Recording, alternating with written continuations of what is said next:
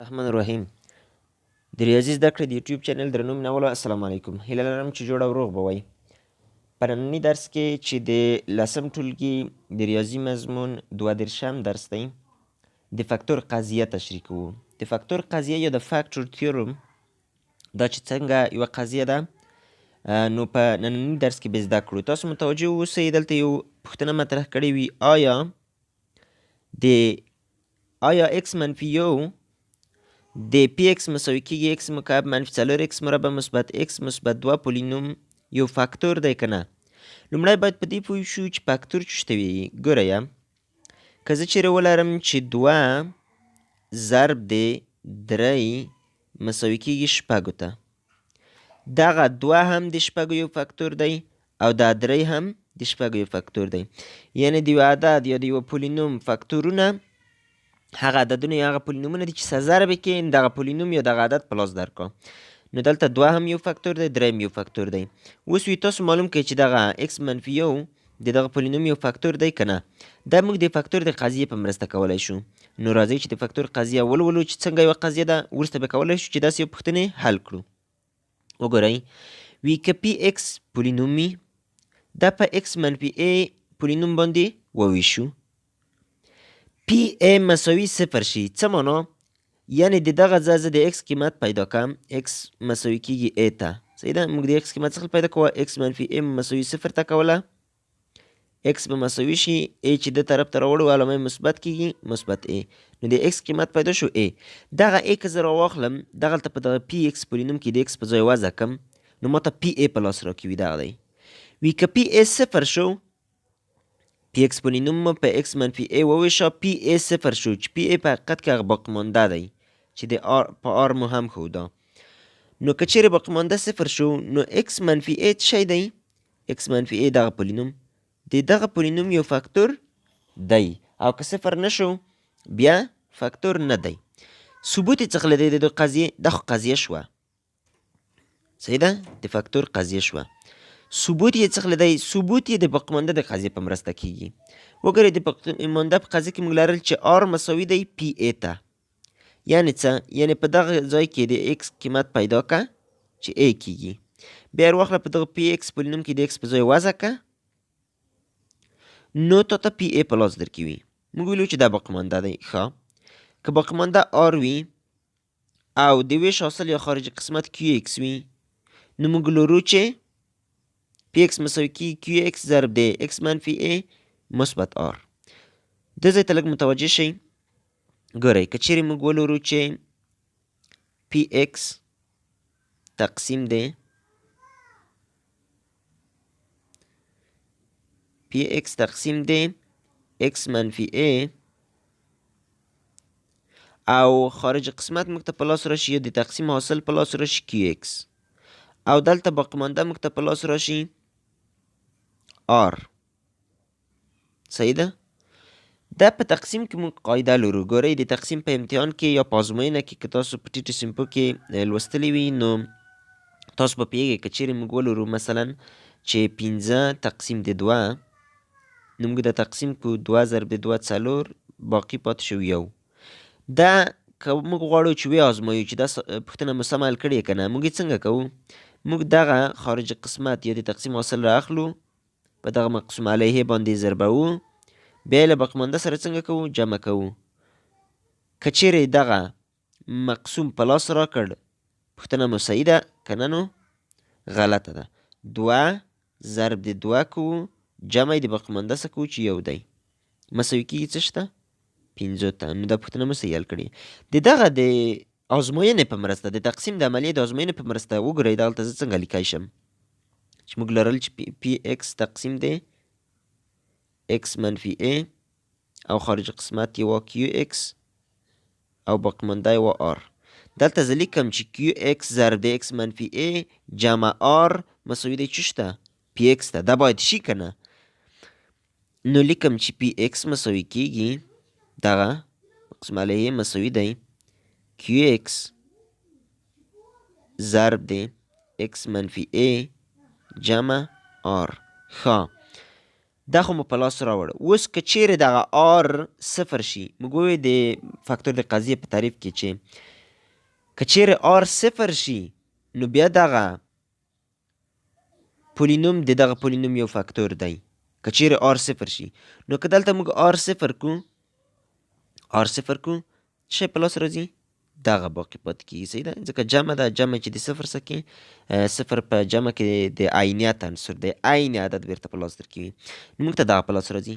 نو دا په حقیقت کې که تاسو فکر وکړئ داسې یو شکل یې وننیوه چې مثلا که د پی ایکس وي 6 کیو ایکس وي مثلا 3 ضرب دی 2.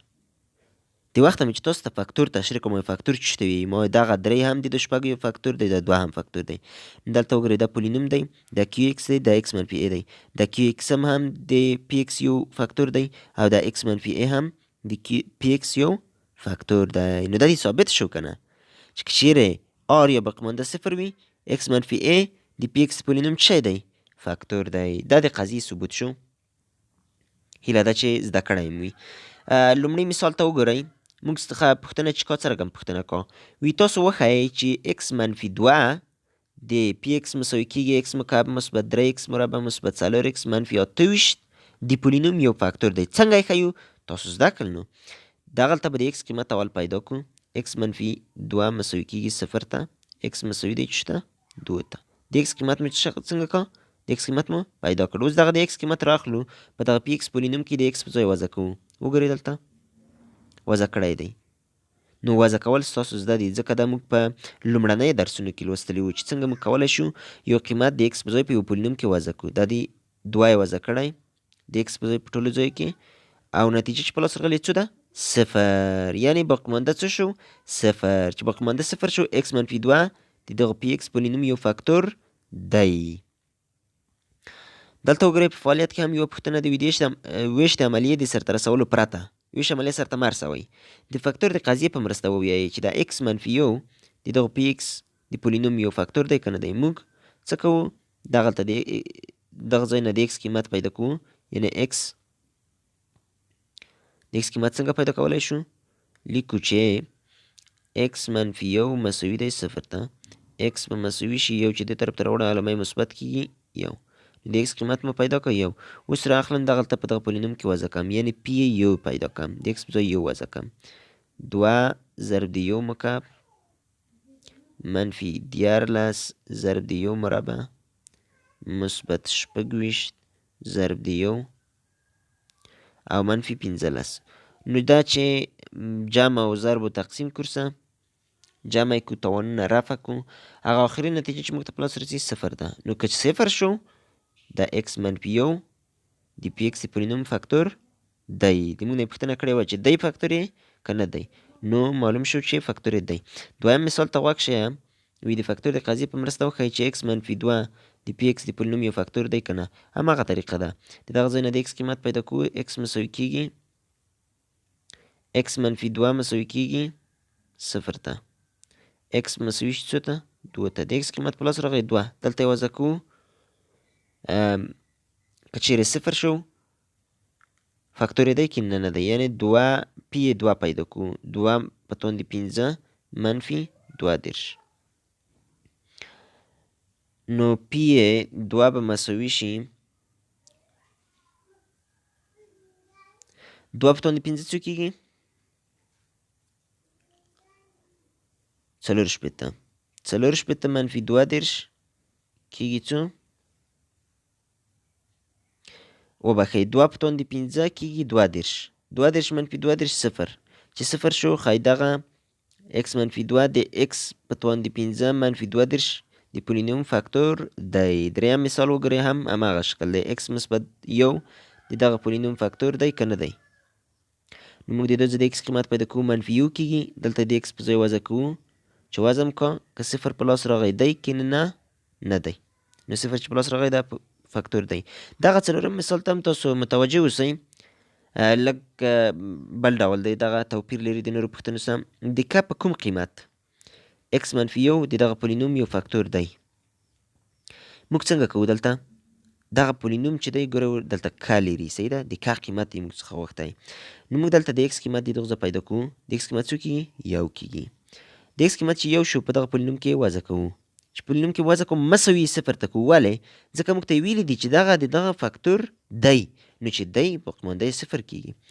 نو موږ چې دلته دغه 1 کې وضع کړ، موږ ته دغه یو پولینوم په لاس راغی. دا اوس مساوي څو ته کوو؟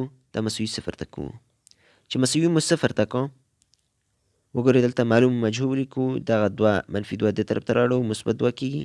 منفي 2 که مساوي دی مثبت 2 ته، او دلته اطراف تقسیم د منفي 2 کو، دواړه طرفونه په منفي 2 ویشو. دا د مساوات قانون دی، که دواړه طرفه په عین عدد کې ضرب یا تقسیم کې، په مساواتو کې کوم تغییر نه رسېږي. منفي 2 د منفي 2 سره اختصار کېږي. که مساوي ده 2 تقسیم د منفي 2 کېږي منفي 1. نو د که قیمت په لاس راغی څو دی؟ د که قیمت منفي 1 دی. دا وګورئ په فعالیت کې وي د فاکتور د قضیې په مرسته وښایاست چې آیا د کیڼې خوا 2 حده باینومونه، یعنې دغه باینومونه یا 2 حده الجبري افادې یا 2 حده پولینومونه چې دي، وګورئ چې دغه 2 حده پولینومونه د دغه اړوندو پولینومو فاکتورونه دي که نه. نو تاسو زده کړله چې څنګه موږ کولی شو معلومې کړو چې فاکتور یې دی که نه دی. د فاکتور د قضیې په مرسته پیدا کوو. صحیح ده. دلته ګورئ د ایکس قیمت پیدا کوو. د ایکس قیمت مو چې پیدا کړه دلته یې وضع کوو. ګورو چې 0 کېږي که نه. که 0 شو فاکتور یې دی که نه، نو نه دی. نو وګورئ دغه لومړۍ پوښتنه به زه حل کړم. دغه نور ستاسو کورنۍ دنده، تاسو یې حل کړئ او وګورئ چې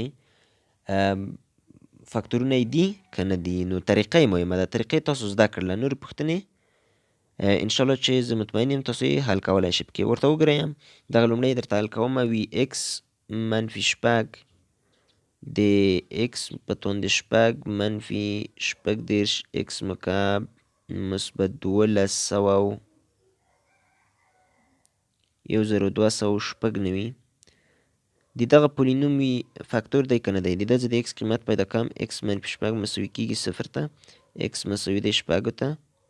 اوس دغه 6 راخلم، دلته یې وضع کوم په دغه پولینوم کې د x په ځای.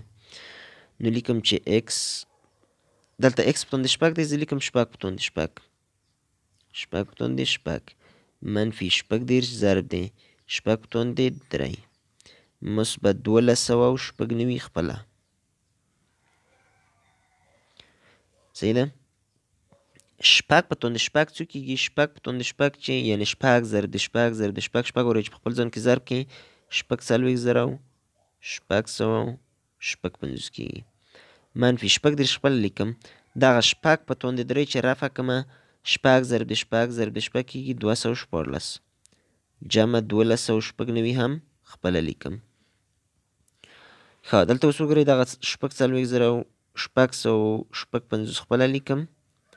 منفي دا منفي 18 ضرب د مثبت 214 چې کوم منفي 8990 کېږي، او دغه مثبت 1290 هم خپله لیکم. دلته وګورئ د دغه علامه مثبته د دغه علامه مثبته هم علامه جمع کېږي. دا چې سره جمع کړو 94952 کېږي. منفي دغه 9990 خپله لیکم. نو له 94952 څخه چې 9990 تفریق کړم 40116 په لاس راځي. باقي مانده یې 0 شو؟ نه. چې 0 نه شو ښایي دغه د دغه پولینوم یو فاکتور نه دی. صحیح ده. که 0 نه شو بیا فاکتور نه دی، او که 0 شو بیا فاکتور دی. نو دغه پاتې پوښتنې تاسو در سره حل کړئ. دغه چې ما حل کړله دغه یې فاکتور راځي، دا فاکتور نه راځي. او همداسې دا نورې پوښتنې هم تاسو حل کړئ، وګورئ چې فاکتورونه یې دي که نه. د نن لپاره همدومره بس دی. هیله ده چې ګټور تمام شي. زموږ چینل در سره سبسکرایب کړئ او له نورو ملګرو سره یې شریک کړئ تر څو نور هم ترې برخمن شي. او کوشش وکړئ یو څه اندازه ویډیوګانې په آنلاین ډول وګورئ تر څو موږ وکولی شو د یوټیوب حمایت ترلاسه کړو او دغه درسونه په لا ښه کیفیت او په لا ښه ډول سره تاسو ته وړاندې کړو. د الله په امان.